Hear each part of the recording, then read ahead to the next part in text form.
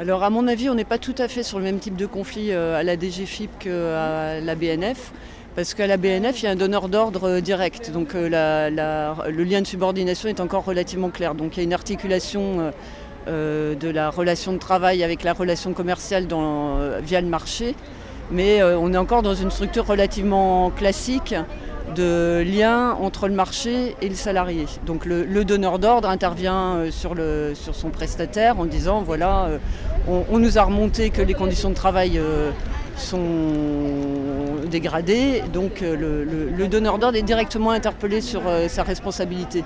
Alors que dans le cadre de la DGFiP, on est carrément dans une externalisation totale du lien de subordination, c'est-à-dire qu'on se retrouve avec des salariés qui dépendent d'une société extérieure. Le marché est passé par une administration extérieure, et ce qui fait qu'avant, on avait des salariés fonctionnaires qui nettoyaient les bureaux d'autres fonctionnaires qui dépendaient d'une seule administration. Il y avait une administration qui avait différentes tâches, différents métiers. Avec l'externalisation, maintenant, tout est tellement externalisé que, y compris la relation commerciale, la relation contractuelle est totalement externalisée, ce qui fait qu'on se retrouve avec quelqu'un qui a des bureaux nettoyés, mais qui peut dire « moi, mes bureaux, j'ai rien à voir dans le fait qu'ils soient nettoyés. Il y a le gréviste, il y a la salariée du nettoyage, j'ai rien à voir avec. La personne qui passe le marché, j'ai rien à voir avec. Moi, en fait, mes bureaux sont nettoyés par magie. » Ça. Et donc, il n'y a plus de responsable. Et donc, voilà. Et donc, tout le monde se renvoie la balle. On a la DRFiP qui dit c'est pas nous, c'est le SAE qui dit c'est pas nous, c'est la DRFiP. Et il y a TFN qui dit mais nous, on aimerait bien pouvoir payer nos marchés, mais c'est le donneur d'ordre qui nous étrangle et donc on n'a pas les moyens, sinon on va mourir, nous, la pauvre petite multinationale de 65 000 salariés.